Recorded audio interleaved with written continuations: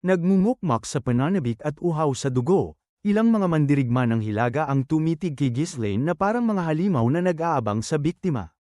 Karamihan sa iba pa ay abala pa rin sa walang tigil na pagsalakay sa mga tagapagdala ng kalasag, walang pakialam sa kung ano ang nagaganap sa kanilang likuran. Thunk, thunk, thunk. Kasabay ng pagigting ng kabilisan ng paglusob ni Ghislaine, unti-unting nagsara ang mga tagapagdala ng kalasag ng Ferdium, pinapaliit ang agwat. Ngunit wala ni isa mang barbaro ang nakapansin. Tudududo. Nasanay na ang mga barbaro na sumalungat sa buong unit ng kabalyerya. Kaya para sa kanila, isang nag-iisang mangangabayo lamang ang humahabol, isang katawa-tawang tanawin. Ngumisi si Ghislaine habang minamasdan ang kanilang labis na kumpiyansa. Mas maigi, habang mas nagmamalaki sila, mas matamis ang sandali ng pagbagsak ng kanilang dangal. Boom! Arg! Sa isang iglap, bumasag si Ghislaine sa kanilang hanay, hinawi ang mga katawan at winasak ang kanilang depensa. Napakabilis at napakalakas ng kanyang paglusob. Hindi man lang sila nakaporma upang harangin siya. Ngunit sa sobrang dami ng kanilang nakapaloob, kinailangan din niyang huminto. Isa lang siya, patayin agad, wakasan at sumugod na ulit. Palaban at kumpiyansa, nagsigawan ang mga barbaro, kumbinsidong sapat ang ilang mandirigma upang pabagsakin ang isang tao. Ngunit nagkamali sila. Viwom, slash, slash, slash. Sa isang ikot ng kanyang sibat mula sa kabayo, sabay-sabay na nagliparan ang ulo ng mga sumugod sa kanya. Sakdal husay, isang sining ng sibat na iilan lamang ang nakapagtataglay. Napatigil ang iba pang mga barbaro, nanginginig ang kamay, napapaatras. Oops! Mabilis na tumalon pababa si Ghislaine, pinaikot ang sibat na parang laruan. Parang napaaga yata ako. Oo nga, nagmadali siya. Hindi pa dumarating ang mga kabalyero ng Fenris. Napailing siya at natawa, kulang pa rin sa disiplina. Kung narinig lang siya ng kanyang mga tauhan, tiyak na mararamdaman nila ang kawalan ng katarungan. Paulit-ulit silang pumipigil, lalo na si Jillian, pero hindi siya nakinig, at muli, siya'y sumugod ng mag-isa. Ganito siya noon pa man. Sa nakaraang buhay niya, sa bawat laban, siya ang unang sumasalubong sa panganib. Ito ang panata ng hari ng mga bayarang sundalo, isa sa 7 pinakamalalakas ng buong kontinente. Sa pinakamapanganib na lugar, ako ang nauuna. Whistle. Sandali siyang lumingon upang silipin ang kanyang mga tauhan. Sa mismong sandaling yon, isang barbaro ang umatake sa kanyang likuran gamit ang palakol. Clang! Madali itong nasalag ni Ghislaine gamit ang sibat, at sa iisang galaw ay naitaboy niya ang palakol mula sa kamay ng kalaban. Ha! Namilog ang mata ng barbaro, hindi makapaniwalang nawala ang kanyang sandata. Crunch! Bumagsak ang bungo nito ng hatawi ni Ghislaine gamit ang nakaw na palakol. Mabigat at tama ang balanse. Ibinagsak niya ang sibat, kinuha pa ang isa pang palakol sa lupa. Ngayon, may tig-isang palakol siya sa magkabilang kamay. Ngumisi siya ng malapad. Sige, simulan na ulit natin. Nagalit ang mga barbaro. Walang hiyang hambog. Paanong naglakas loob kang hawakan ang sandata ng mandirigma? Dudurugin ka namin at ihahandog sa mga Diyos.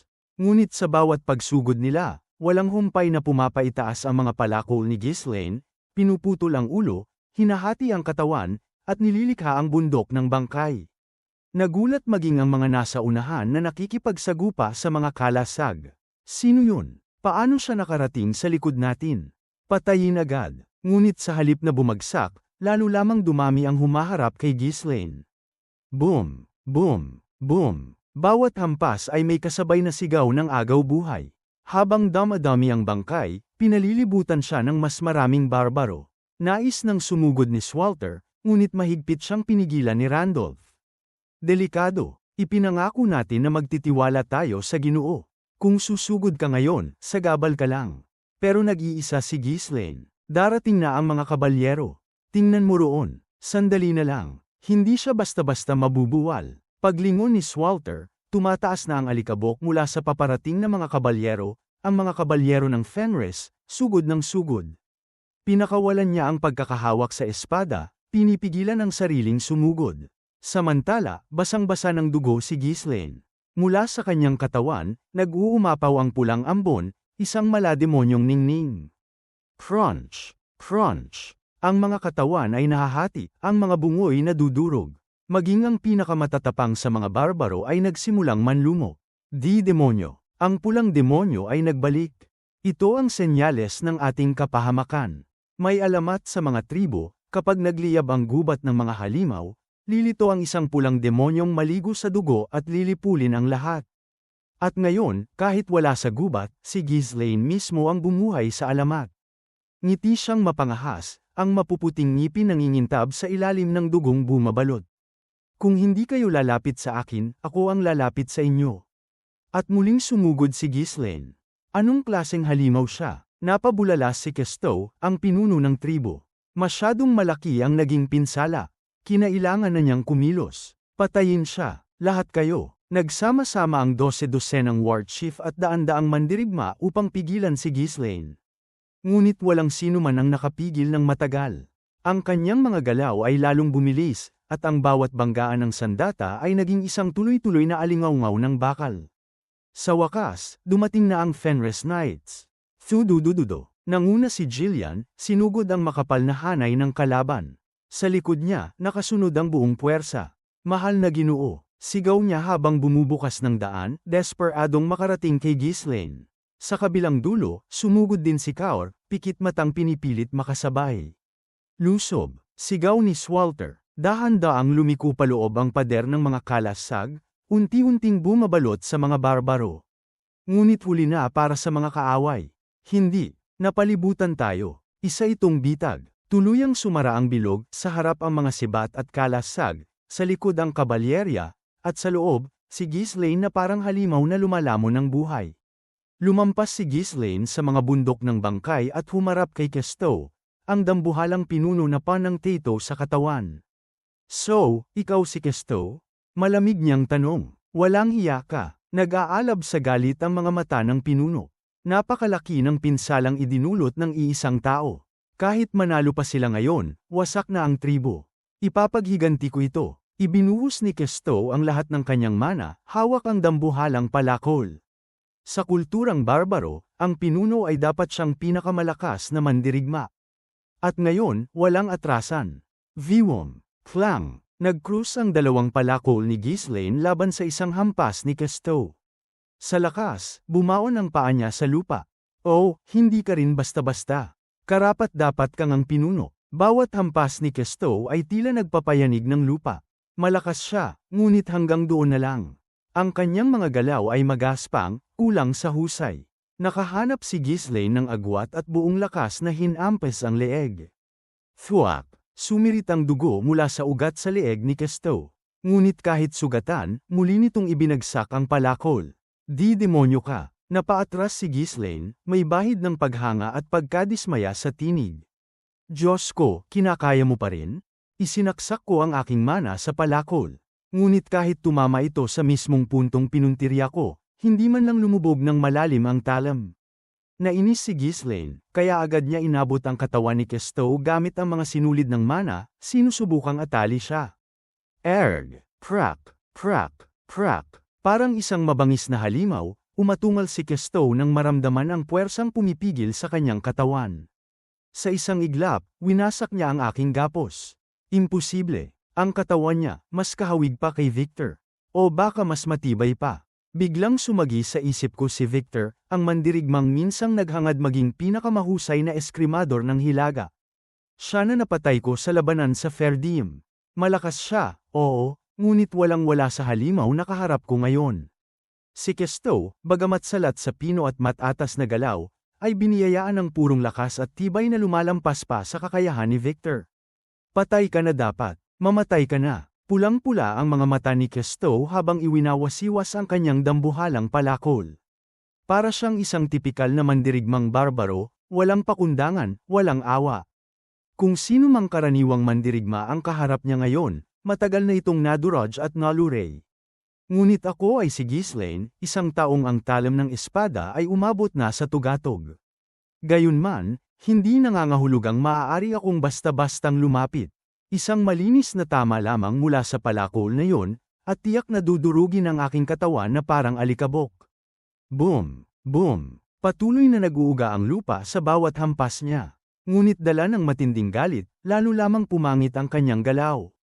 Wala ni isa man sa kanyang mga atake ang tumama sa akin. Bakit? Bakit hindi kita matamaan? Mula sa pagkakaalam niya, walang sino man sa Hilaga ang maaaring lumampas sa kanya. Ngunit heto ako, nilalaro lamang siya, umiwas na parang isang mad-ulash na palos. Isa na namang mabagsik na sigaw at isa pang hampas na kayang magbiyak ng bundok. Ngunit pamalya na naman ito. At sa sobrang puwersa, naiwan niyang nakatiwangwang ang kanyang balikat, isang hayagang kahinaan. Hindi ko pinalampas yon. Agad kong itinapon ang isa kong palakol, tumalon sa kanyang likuran, at iniyakap ang aking braso sa kanyang leeg. Kung hindi sapat ang isang hampas upang patayin siya, ibig sabihin kulang ang lakas ko. At kung kulang ang lakas ko, kailangan ko lang ulitin ng ulitin hanggang mamatay siya. May mapait na ngiti sa aking labi habang itinaas ko ang palakol. Hayop ka, sinubukan niya akong abutin, ngunit mas mabilis ang aking palakol kaysa sa kanyang mga kamay. Thud, agad niyang ibinuhos ang lahat ng mana upang ipagtanggol ang kanyang ulo. Thud, walang awang paulit-ulit kong ibinagsak ang aking palakol sa kanyang bungo. Ngunit tila babakal ang kanyang ulo, hindi agad bumigay. TSK, anong klase ng halimaw ka? May basbas ba ng Diyos ang katawan mo? Sa bihirang pagkakataon, may mga nilalang na ipinapanganak na tila pinagpala ng banal na lakas. Kahit walang pagsasanay, kakaiba ang tibay ng kanilang laman, buto, at kalamnan. At si Kesto ay malinaw na kabilang sa kanila. Ngunit bakit sa nakaraang buhay ko, hindi siya ang nagbuklod ng mga tribo? Bakit iba? Sa lakas niyang ito, madali sana niyang naluso ang kahit anong hukbo ng barbaro. Kung siya mismo ang nanguna sa mga paglusob, baka matagal nang gumuho ang ating depensa. Masyado ba siyang nag-iingat, o sadyang ipinagmamalaki lamang ang kanyang posisyon bilang pinuno? Wala na akong oras para mag-isip pa. Binitawan ni Kesto ang kanyang armas at sinubukang kamkamin ako gamit ang dalawang kamay. Samantala, sumugod na rin ang ilang mandirigma upang tulungan siya. Hindi pwede. Mabilis akong tumalon mula sa kanyang katawan at walang kahirap-hirap na pinugutan ng buhay ang dalawang paparating. Sa oras na yon, nabawi ni Kesto ang kanyang palakol at muling umatake. Napakatigas talaga ng hayop na ito, bulong ko habang umiwas. Hindi sapat ang karaniwang paraan upang tapusin siya.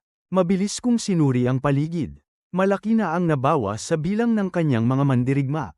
Halos tapos na ang laban, tugma sa bawat plano ng aming bitag at pagpalibot.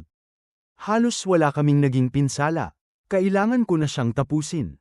Kung palalampasin ko pa, lalong madaragdagan ang magiging casualty sa aming panig. Kaya't nagsimulang damaloy at mag-ipon ng mana sa aking palakol.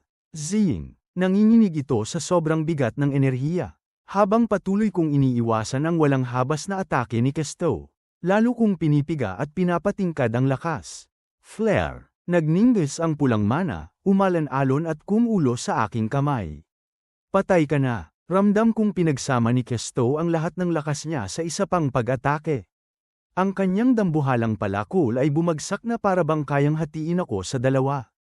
Ngunit sa halip na umurong, buong lakas kong sinalubong iyon ng aking palakol. Boom! Isang nakabibinging pagsabog ang sumabog sa buong paligid. Sa isang iglap, nagkapira-piraso ang palakol ni Kesto.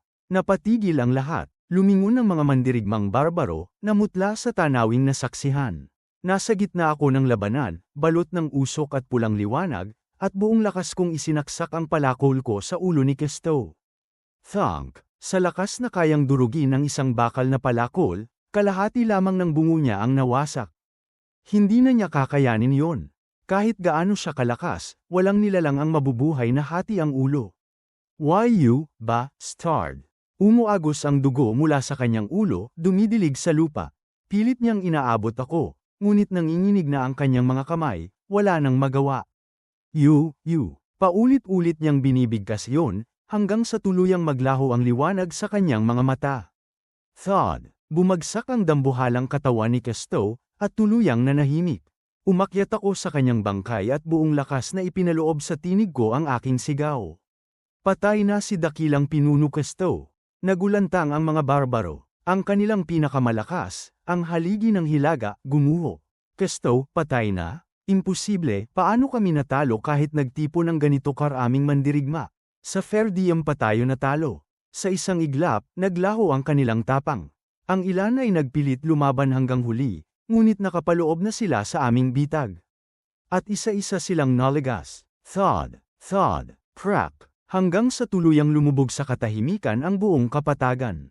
Isang ganap na tagumpay, walang barbarong nakatakas. Sa wakas, tapos na. Bulong ng isang kabalyero, isa-isa, nagsimula ng alisin ng mga sundalo ang kanilang helmet, ibinaba ang mga armas, at hinayaang humaplos ang hangin sa kanilang pawis at dugo.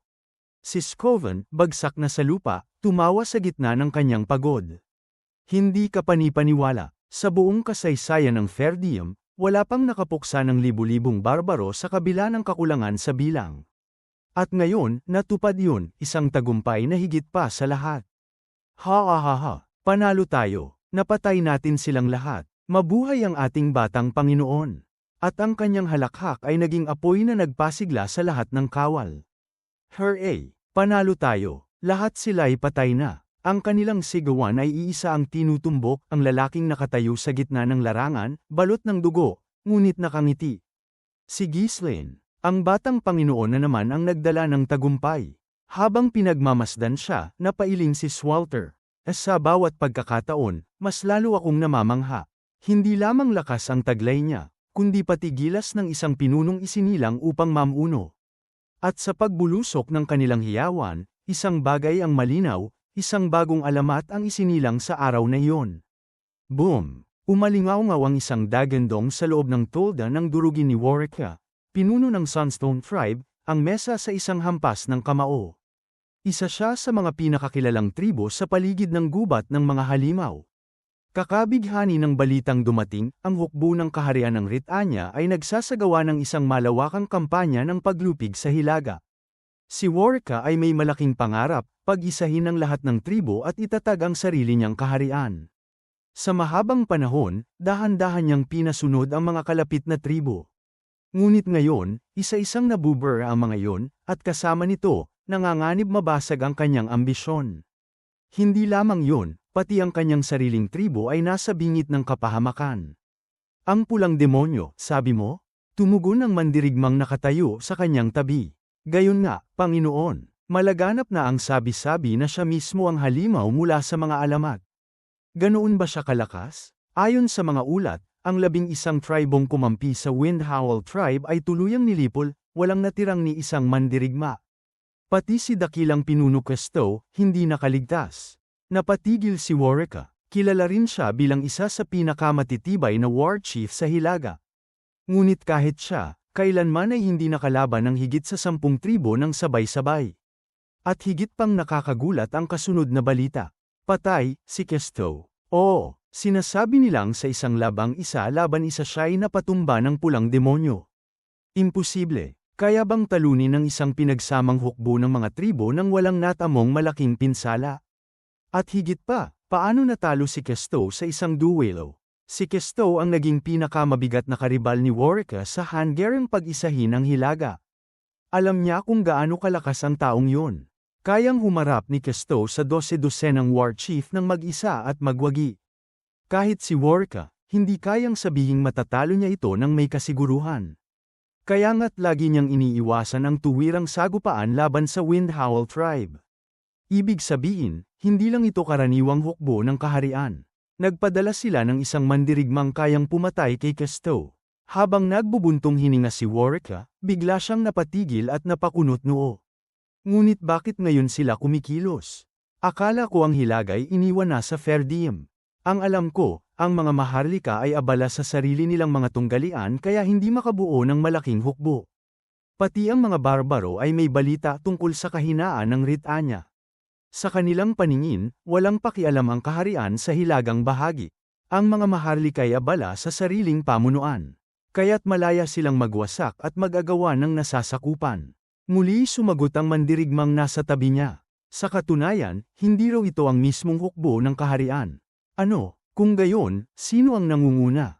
Isa bang makapangyarihang Panginoon? Hindi, Panginoon. Kumpirmado na ang mga tauhan lamang ng fair diem ang lumusab. At ang pulang demonyo ay sinasabing anak mismo ng konde ng Ferdium. Natahimik si Warwick. Mula noon pa'y pinagtatawanan ng lahat ang Ferdium. Ang kanilang hukbo ay napakahina, halos hindi makasabay sa mga pag-atake ng mga tribo. Hindi kailanman sila ang unang naglunsad ng pagsalakay. Si Warwick man ay matagal nang nagbabalak na, matapos niyang pag-isahin ang mga tribo, sakupin ang Hilagang Kuta at doon magsimula ng paglusob sa kaharian. Ngunit ngayon, yaong mga dati inaapi, sila mismo ang nagsusuyod sa Hilaga, may kasamang halimaw na anak ng Ferdium. Anong klaseng pagsasanay ang nakalikha ng ganoong mandirigma? Kalmadong sinuri ni Warwick ang sitwasyon. Alam niya, kahit siya, walang kakayahang labanan ang 11 tribo ng sabay at magtagumpay ng walang talo. Ang mga malalaking tribo man ay bihira makalakam ng higit sa 1,000 mandirigma. Paano pa niya tatalunin ang Ferdium? Ngunit, hindi ko hahayaang maglaho tayo ng ganito.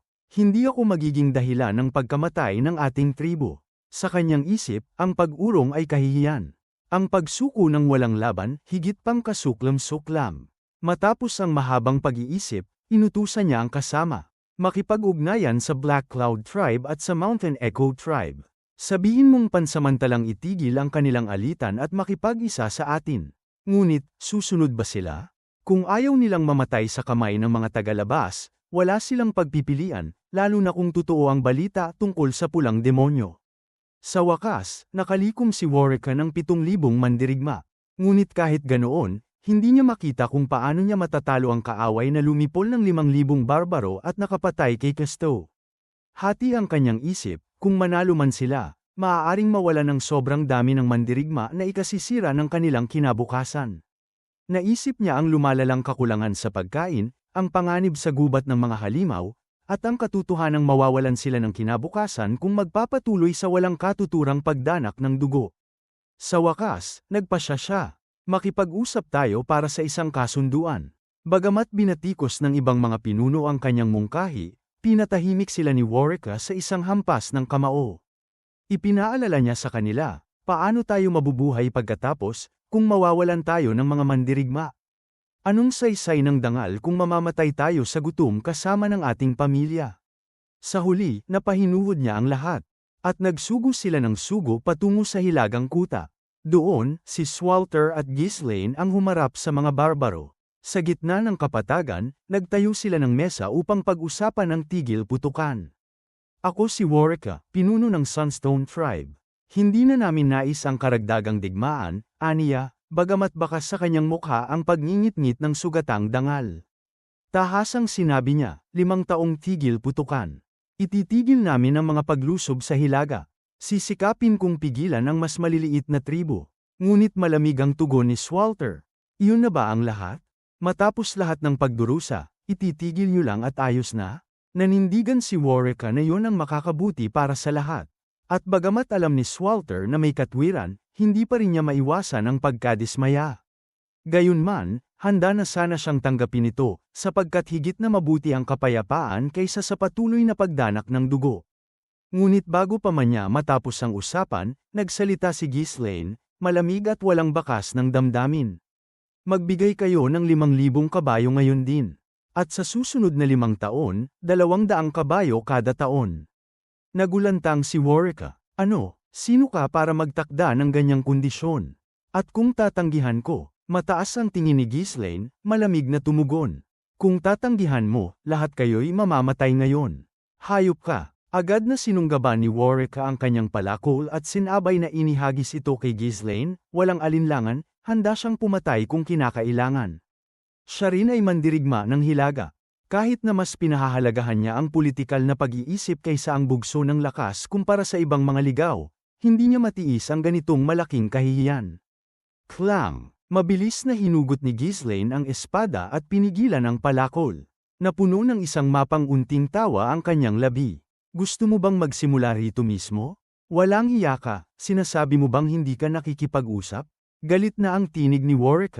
Hindi ako interesado sa ganyang kalokohan. Kung gusto ninyong pumatay, gawin ninyo. Kung kaya ninyong patayin ako, patayin ninyo. Ikaw, biglang hamupa ang hangin, napuno ng tensyon ang lugar. Nagkabitawan ng armas ang magkabilang panig, nagtinginan ng may bugso, hindi nagtagal, lahat ay handang tumalon sa labanan. Shing, Klang, kinuha ng bawat isa ang sandata at itinutok sa kapwa. Kahit ang hukbong nakatayo sa likuran ay nagkandili, handang sumalakay. Lumihim si Claude kay Wendy, ang tinig niya ay puno ng takot. Dala mo na ako, tumakas na tayo ngayon. Tumingin si Wendy kay Claude na may pag-asim ng paghamak. Nang bahagyang kumapigil ang tensyon, nagsalita si Swalter ng may pabirong pagkayamot. Tigil na, hindi ba ito lugar para mag-usap? Sa sinabi ni Swalter, ngumisi si Ghislaine kay Worrica at isinelyo ang kanyang espada. Napilitang pigilan ni Worrica ang galit at ibaba ang palakol. Ngunit ang tingin nila sa isa't isa, tila mga punyal, ay nanatiling matalim. Halos hindi mapigilan ni Worrica ang sariling pagkairita. Nasa pagitan sila ng isang usapan na tila mabubuo na, saka biglang may nagtangkang pumasok at magpataw ng hinihingi. 5,000 kabayo. Iniisip mo ba na kukunin mo halos lahat ng kabayo namin? Galit niyang usisa. Tama, kailangan ninyong kumain, kaya sapat na muna yon. Ang bait ko, hindi ba? Tugon ni Ghislaine na parang nagbibirong inuuyam. Walang hiya ka, kinagat ni Worrica ang ngipin.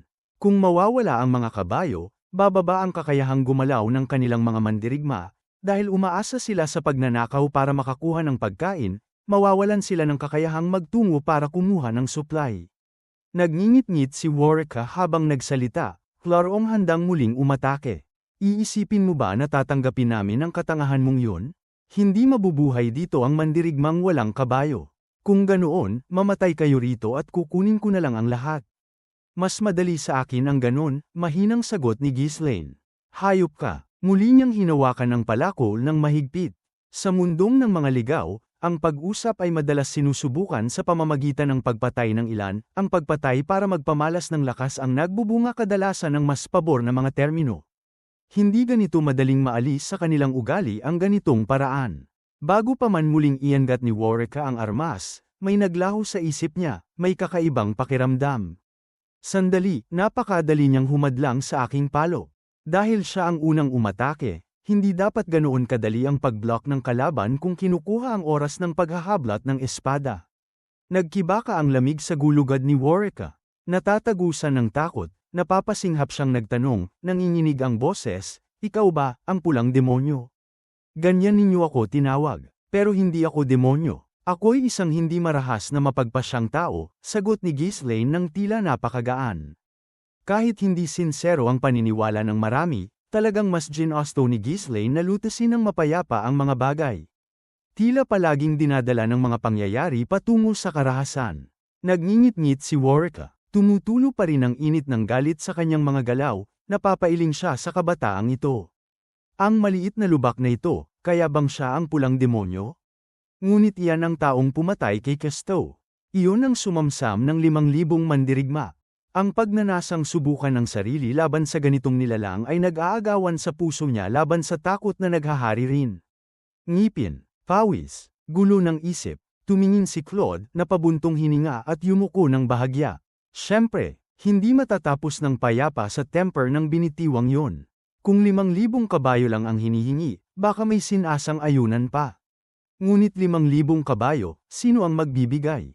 Nakikitang mali na agad si Claude ang kinalabasan, magwawaldas ang lahat at haantong sa banda-banda ang labanan. Kailangan na lang dalhin ako ni Wendy, bulong niya sa sarili habang nag-aabang ng pagkakataon na tumakas.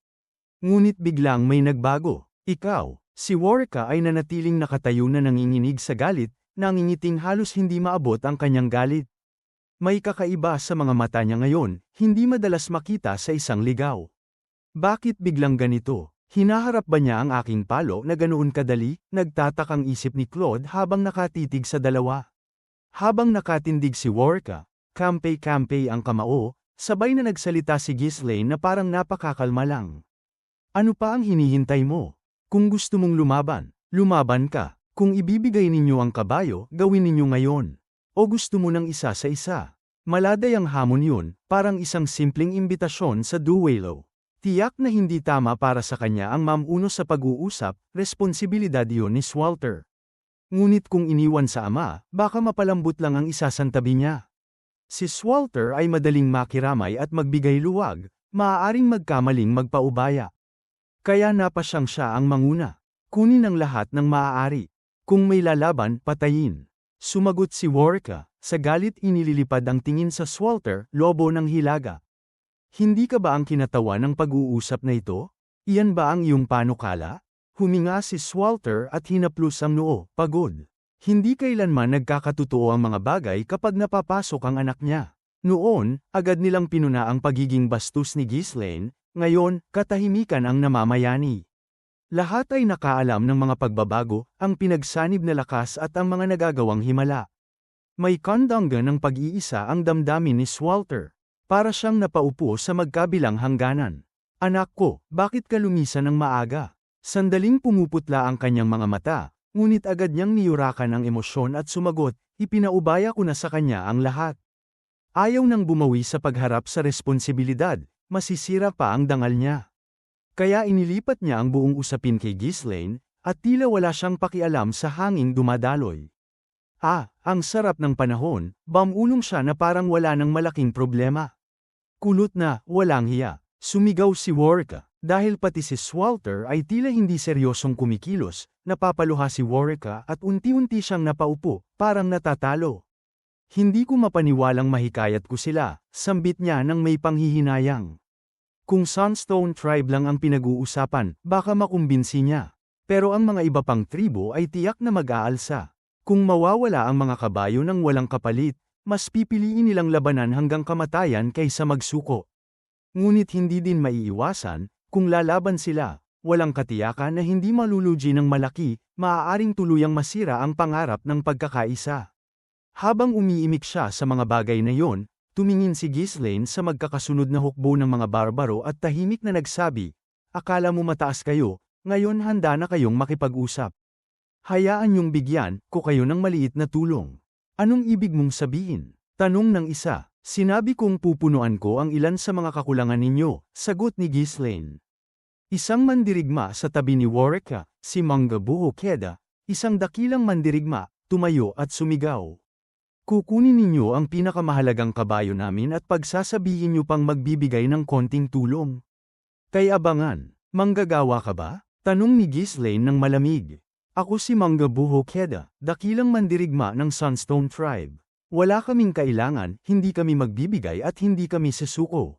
Kung gusto ninyo ng labanan, hanggang kamatayan. Mataas ang loob at galaw. Parang kulang pa kayo, sindak ni Ghislaine na tila hindi gaanong naapektuhan. Napapikit si Worka. Bagaman ang tindi ni Mangga ay kaakit-akit bilang mandirigma, hindi yun ang kailangan niya para maayos ang sitwasyon. At gaya ng sinabi ng pulang demonyo, marami silang kulang, naglalaban-laban lang para sa sagupaan nila sa araw-araw. Ngunit habang napapangat-ngat ang usapan, humupa si Mangga ng panandalian dahil sa matinding tingin ni Worka. Hindi pa tapos ang usapan. Sino ang nagsabing makikialam ka? Dahil sa galit ni Worka, napanganga si Mangga at nakabaon ang tingin. Humupa ang ingay, bumalik ang usapan kay Ghislaine. Ano ang ibibigay mo? Tanong ni Worka, may pag-aatubili. Supply ng pagkain, payak na sagot ni Ghislaine. Pagluluto, ibig mong sabihin magbibigay ka ng pagkain? Tanong ni Worka na halos hindi makapaniwala. Oo, at ibibigay ko rin ang lahat ng mga bilanggo na nakuha namin. Malinaw na pangako yon. Nag-umpisang mag-isip si Worka. Para sa mga ligaw, ang pagkain ang pinakamahalaga, ang dahilan kung bakit sila nangangalap at nanghihimasok sa lupain. Kung may pagkain sila, maayos ang mga bagay.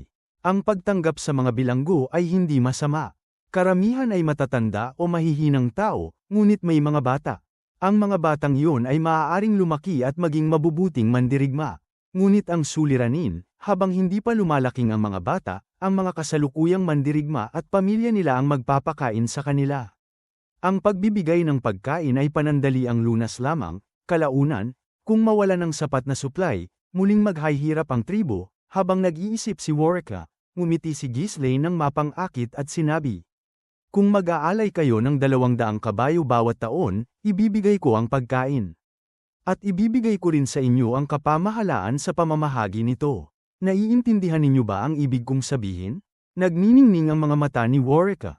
Sa simula, kailangan niyang ipamahagi ang pagkain ng patas para mapatahimik ang mga tribong na wala ng kabayo.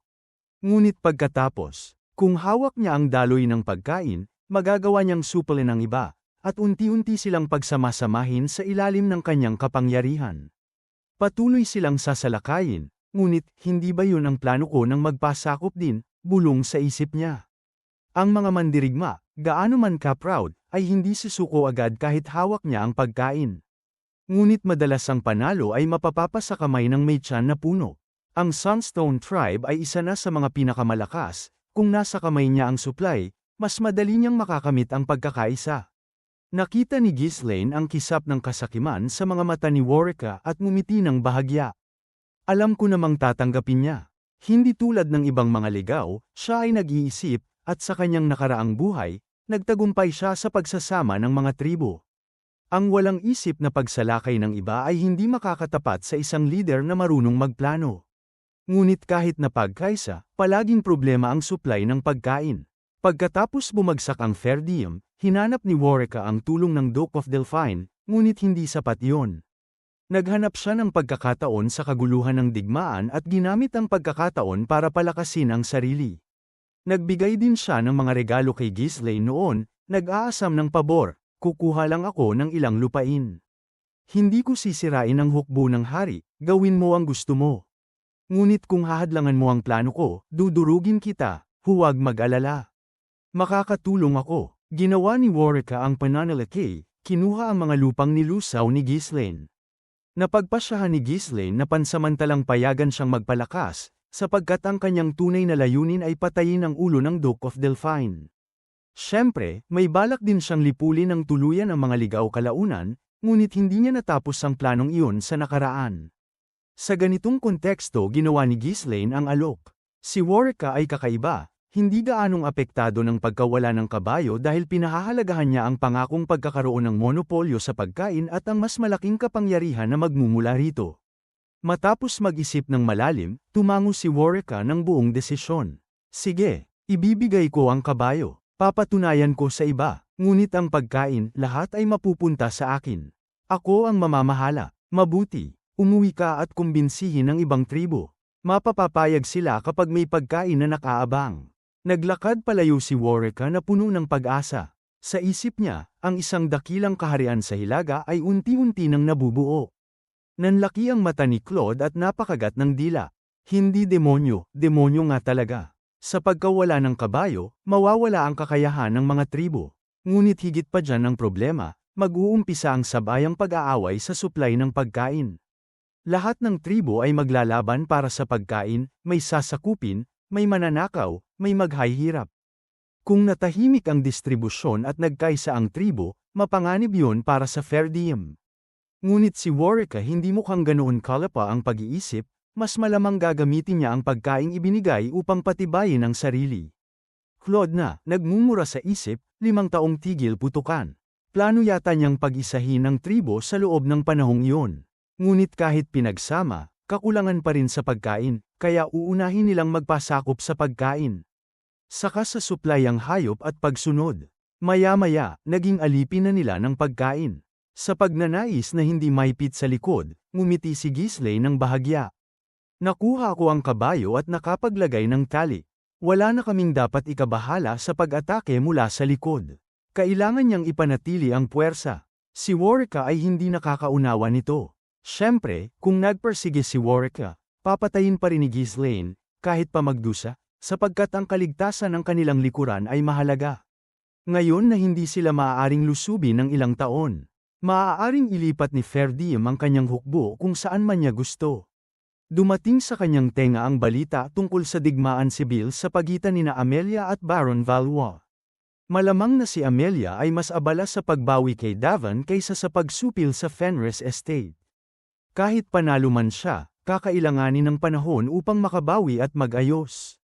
Maghintay ka lang, Harold Desmond, may mapait na ngiti sa labi ni Ghislaine. Sunod-sunod, inihahanda niya ang mga hakbang para putulin ang ulo ng lalaking iyon. Sa harap ng mesa ng negosasyon, nagtipon ang mga barbaro.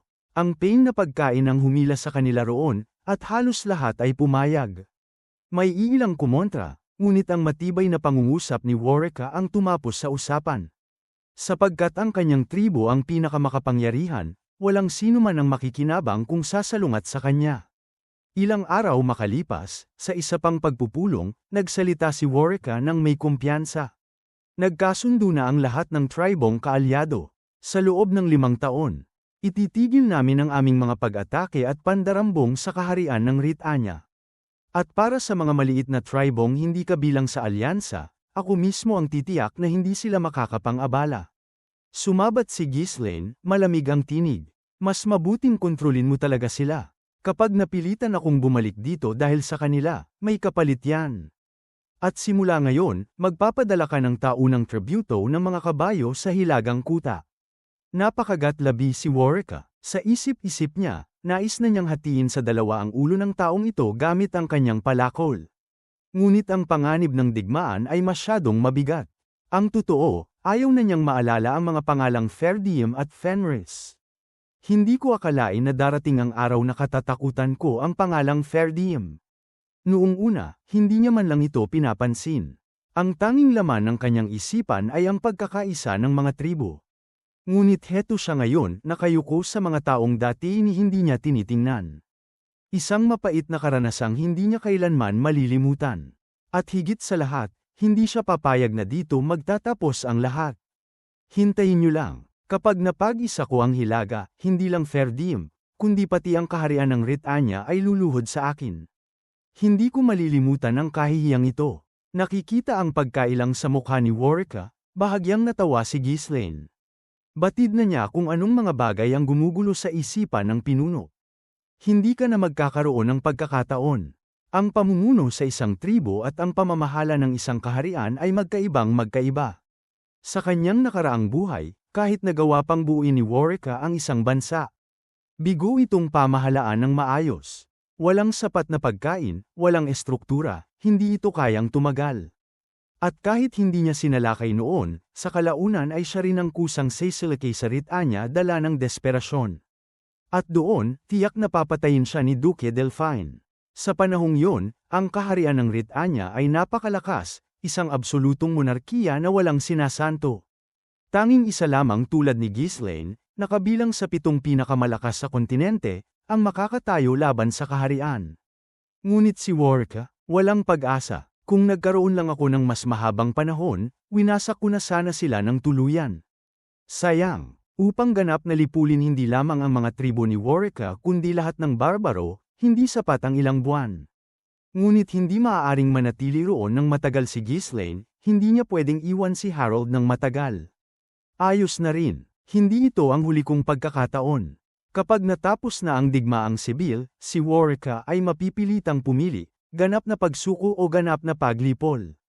Naging matagumpay ang negosasyon. Nakahinga ng maluwag si Swalter, dahil natapos ang sunod-sunod na laban sa mga barbaro. Si Ghislaine naman ay kontento, hindi lamang dahil sa libu-libong kabayo na kanyang nakamit, kundi dahil nakatiyak din siya ng katahimikan sa kanilang likuran. Samantalang si Claude, abala lamang sa pagkadismaya, dahil si Wendy ay ayaw nang buhatin siya sa kanyang likod. Mahigit 10,000 kabayo ang nakuha nila, kasama na ang mga bihag sa digmaan. Nang magsimulang bumalik si Ghislaine sa kanyang nasasakupan, ang mga taong nakakita sa mahabang hanay ng mga kabayong pumapasok sa kastilyo ay napanganga sa pagkamangha. Wow! Ang dami! Ganito karaming kabayo. Posible ba yun? Hindi ka panipaniwala. Talagang pambihira ang ating Panginoon. Sa sobrang halaga ng isang kabayo, halos imposibleng makita ang isang estate na may ganito karami. Kaya't agad na nagmistulang pista ang buong lupain. Matagal nang sirang-sira ang mga daan, at palaging kulang sa kabayo ang transportasyon. Ngunit ngayon, higit pa sa sapat ang kanilang yaman. Kahit ibukod pa ang ilan para sa militar, libo pa rin ang may iwan para sa transportasyon. Ipinatawag ni Ghislaine ang kanyang mga tauhan upang ipagyabang ang tagumpay. Tingnan nyo, dahil lamang sa kaunting disiplina, nakakuha tayo ng libu-libong kabayo. Pinaka-excited si Belinda, hindi dahil sa mga kabayo, kundi dahil sa pagkakagapi ng mga barbaro. Siyempre, ganyan talaga ang ating Ginoo. Kung sana nakasama ako, nakatulong sana akong bugbugin sila. Ngunit dahil sa dami ng mga bagay na kanyang pinangangasiwaan sa lumalaking estate, bihira na siyang makasama sa mga pakikipagsapalaran. Kaya't nagpasya si Ghislaine na isasama na lamang siya kapag kritikal ang laban. Samantala, ang iba pang tauhan ay tumangu-tango lamang. Parang ganap na siyang naging tulisan. Kung ano ang kailangan niya, kinukuha lang niya. Pero dahil barbaro ang mga kalaban, walang makakapuna. Kailangan ng iron ore, sinasakop ang minahan. Kailangan ng kabayo, sinasamsam ang kabayo. At ngayon, nag-iisip na naman sila kung ano pa ang susunod na kukunin ni Ghislaine. Ngunit palagi itong may katwiran at magandang dahilan, kaya't walang makapagprotesta. Tunay ngang isang Panginoong gumagawa ng gusto niya, ngunit bihirang kamuhian. Ngayong may kabayo na tayo, simulan na natin ang revolusyon sa transportasyon. Punong-puno ng kumpiyansa ang tinig ni Ghislaine. Ngunit agad siyang sinabat ni Claude. May problema. Tahimik na napatingin ang lahat. May problema nga. Claude, bakit lagi na lang may problema? Para kang isinumpa. Kasalanan mo to. Lagi na lang minamadali, kaya lagi ring magulo. Pagod na si Claude sa paulit-ulit na paalala. Ngunit kahit ganoon, hindi pa rin siya tinatantanan ng inis. Basta, may problema. Ano na naman? Ipinaliwanag ni Claude. Oh, maganda ang maraming kabayo, kaya hindi ko tinutulan ang ekspedisyong ito. Pero, sobrang dami ng dala natin. Wala tayong sapat na kulungan at tao para alagaan sila. Magastos ito. Tama si Claude. Hindi pwedeng basta iwan na lamang ang mga kabayo. Napakalaking yaman at lakas ang kakailanganin upang mapanatili ang mahigit 10,000 kabayo. Ngunit simple lamang ang sagot ni Ghislaine. Magpatayo ng mas maraming kulungan, mag-hire ng tao. Problema solved. Halos sumabog ang ulo ni Claude. At saan natin kukunin ang perang yun? Sa ilalim ng lupa, ang dami ng ginagastos sa pagpapalago ng estate at pagpapalawak ng hukbo. Kahit kumikita sila sa pagkain at kosmetiko, limitado pa rin ang benta. At mabilis ding nauubos ang pagkain ginagamit para sa manggagawa at pinapakain sa buong Fenris at Fairdeam. Ibig sabihin, kailangan nila ng bagong pinagkukunan ng kita. Kaya iminungkahi ni Claude, ibenta na lang natin ang kalahati. Sapat na ang natitira para sa transportasyon at pagsasanay ng kabalyeriya. Sa presyo ng kabayo, siguradong makakakuha tayo ng pondo. Ngunit mabilis na umiling si Ghislaine. Hindi, napabuntong hininga si Claude. Siyempre, hindi ka talaga nakikinig sa matinong mungkahi. Kaya sinubukan niyang idaan sa praktikal na argumento. Kahit pilitin natin, magiging pasanin lang sila. Hindi rin kasi marunong sumakay ang karamihan. Wala ring sapat na tao para gumamit ng mga kabayo sa transportasyon. Sa ngayon, nakatambak lang sila sa kulungan. Dalawang problema, isang solusyon, ibenta ang hindi agad magagamit, saka na lang dagdagan kapag kailangan. Kung hindi, lulunurin tayo ng sariling yaman. Buo ang kumpiyansa ni Claude na mapipilitan na ring sumang-ayon si Ghislaine. Ngunit mali siya. Para kay Ghislaine, kapag hindi kayang gamitin agad ang isang bagay, gagawa siya ng paraan para magamit ito. Magpatayo ng mas maraming kulungan, kumuha ng tagapag-alaga, at magsanay ng mga mangangabayo. Simple lang, nagtaas ng kilay si Claude. At kailan natin sila sasaniin? Ang mangabayo ay hindi basta sumasakay lang. Kailangan ng bihasa at mabilis na tagapagsanay. Alam ng lahat na matagal ng plano ang pagkakaroon ng kabalyeriya. Ngunit kahit yun, kalahati lamang ng kabayong mayroon sila ang kailangan. Ang sobrang dami ngayon ay sobra-sobra. Ngunit ngumiti lamang si Ghislaine. Hindi ito problema, may plano ako, napatitig ang lahat. Ano? Una, maglulunsad tayo ng bagong negosyo gamit ang mga kalsada. Nagkatinginan ang mga tauhan, may halong kaba at pagtataka. Ang mga kalsada sa ating lupain ay halos tapos na, hindi ba? Oo, maliban sa malalayong baryo. Konektado na ang mga lungsod, kastilyo, at bayan. Kasama na ang Fairdeam. Kung ganun, palawakin natin at iugnay ang mga ito papunta sa kabisera at sa mga nasasakupan ng mga kalyadong Panginoon. Laktawan ang mga dukado at mga kainahinala. Nanlaki ang mga mata ni Claude. Ito'y isang proyekto na karaniwang inaasahan lamang mula sa isang emperador. Aabutin ng taon ang ganito kalaki. Hindi, madali lang ang paggawa ng kalsada. Kailangan lang ng pera at tao. Nakita nyo na kung gaano kabilis ang progreso kapag binuhusan ng yaman at lakas, hindi ba? Totoo nga, ngunit may isa pang tanong. Paano kung hindi sila pumayag? Bakit sila tatanggi? May pakinabang sila. At kung tutol sila, Anong magagawa nila kung ang mismong hari at si Marquis Branford ang magsasabi? Tumahimik ang lahat. Totoo nga, kaya't dumugtong si Ghislaine. Hahayaan nilang gawin ito dahil may kapalit. Magpapatupad tayo ng toll fee. Hihingi tayo ng pahintulot sa hari na mangolekta ng bayad sa daan. Isipin niyo kung gaano kalaking pera ang dadaloy. Napalunok si Claude. Ang ideya ay kamangha-mangha, kung maisa sa katuparan. Pero saan natin kukunin ang pondo? Ngumisi si Ghislaine. Mula sa atin at sa mga magiging kasosyo. Sina Rosaline at Mariel na ang bahala sa mga pondo mula sa grupong pangnegosyo ng mga maharlika. Dadalhin natin pati pera nila. At hindi rin makakaiwas ang orden ng Juana. Ang mga pari, obligado silang tumulong. Para bang napakadali ng lahat para kay Ghislaine. Habang tulala ang mga tauhan sa laki ng plano, seryosong idinugtong ni Ghislaine. At pangalawa, hindi matatapos sa toll ang negosyo. Kapag tapos na ang mga kalsada, sisimulan natin ang serbisyo ng paghahatid gamit ang mga kabayo. Napakurap si Claude. Serbisyo ng paghahatid? Oo, may naisip na akong pangalan. Kinabahan ang lahat, naghihintay. Ngumisi si Ghislaine at buong yabang na idineklara. Fenris Arrow Delivery. Ano sa tingin nyo? Sabay-sabay na napahawak sa noo ang mga tauhan, sabay na pabuntong hininga. Fenris Arrow Delivery. Ano raw yun? Nakakabaliw na naman ito. Noong nakaraan, binigyan din niya ng kakaibang pangalan ang negosyo ng kosmetiko. Wala na bang paraan para mapigilan ang kakaiba niyang sense sa pagbibigay ng pangalan? Hindi pa man nila nalalaman ang buong detalye ng negosyo, sapat na ang pangalan para sumakit ang ulo ng mga tagapamahala. Habang nakatulala sila, nakabuka ang bibig, nagpatuloy si Ghislaine ng may kumpiyansa. Ano na naman ang problema? Kailangan ng isang pangalan na diretso at madaling intindihin. Hindi ba't ganoon ang mas praktikal? Noong nakaraan, napilitan lang akong magbigay dahil para sa mga maharlika ang kosmetiko.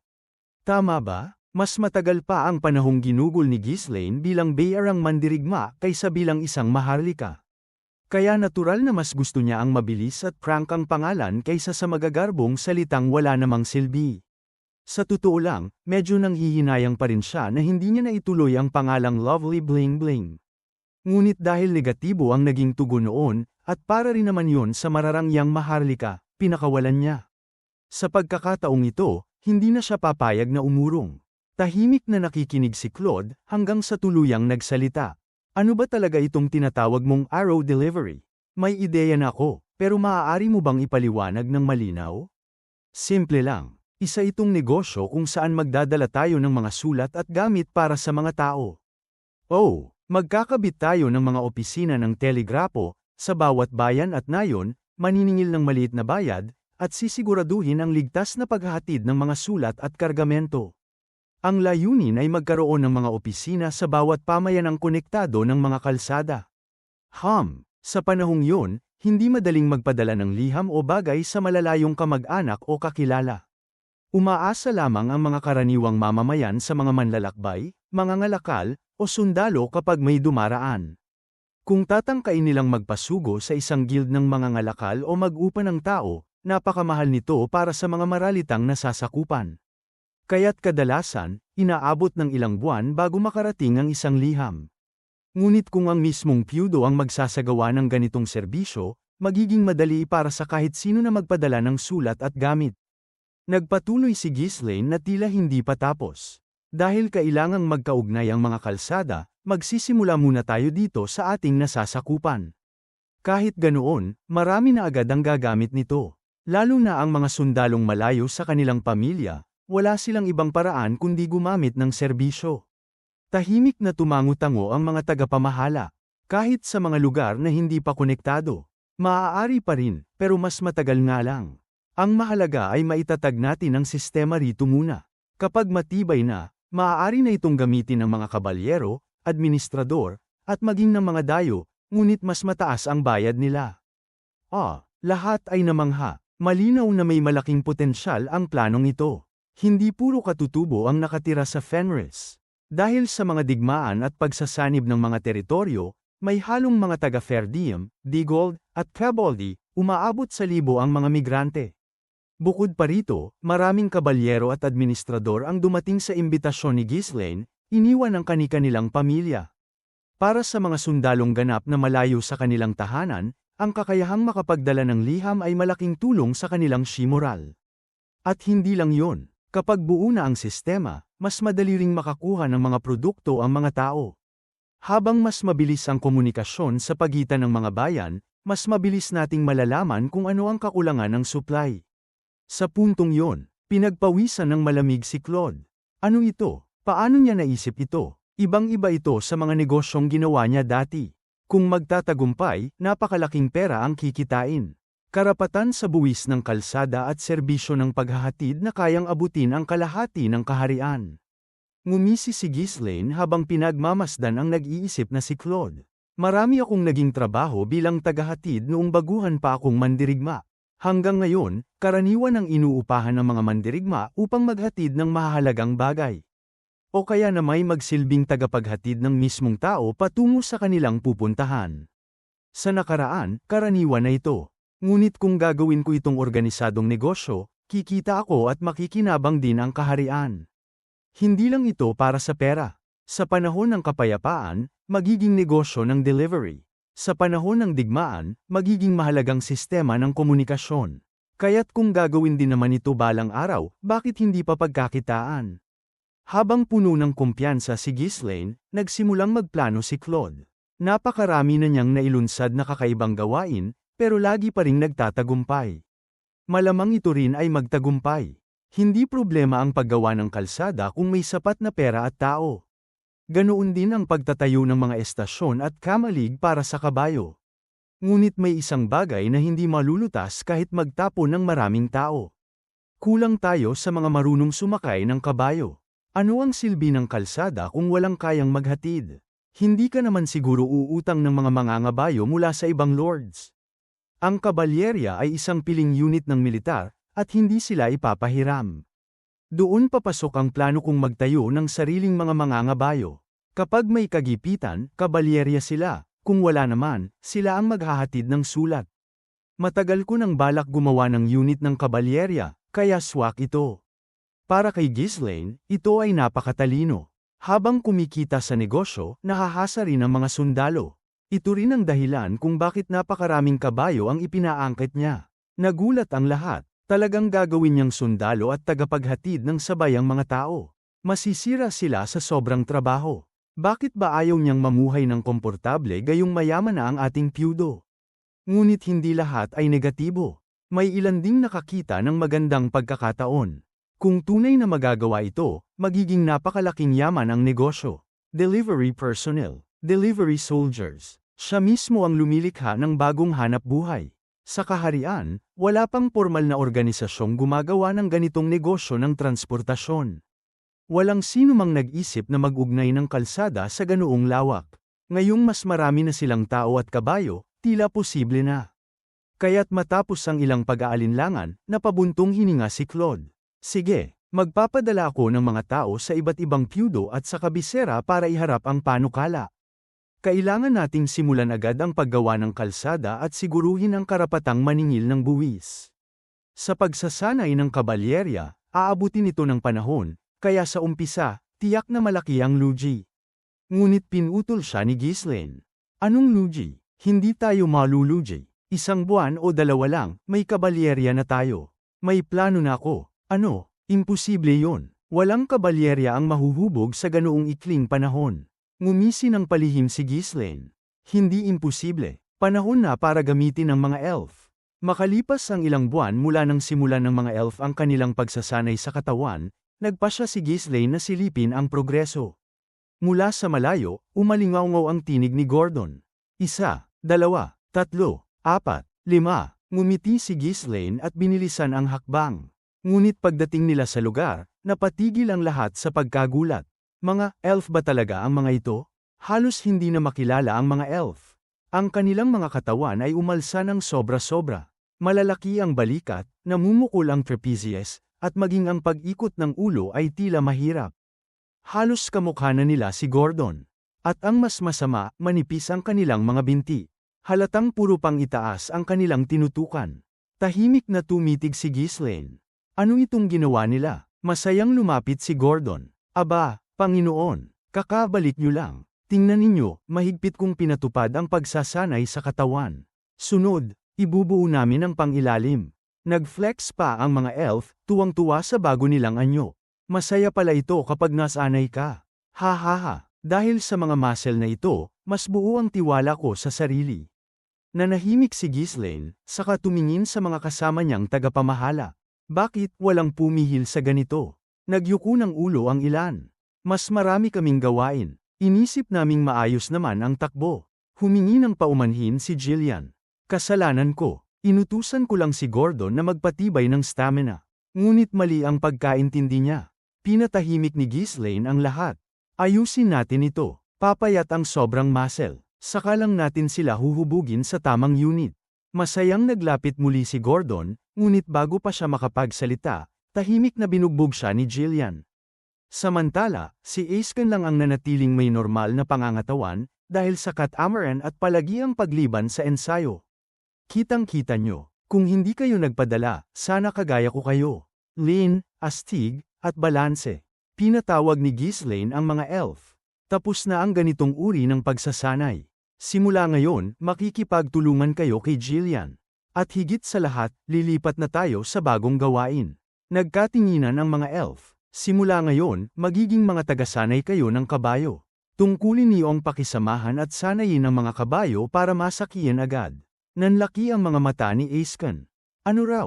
Paano namin gagawin yon? Ni Aso nga. Hindi pa kami nakapagpalaki. Ngumiti si Ghislaine at tinapak ang balikat nito. Kaya nyo, tanging mga elf lang ang may kakayahang ito.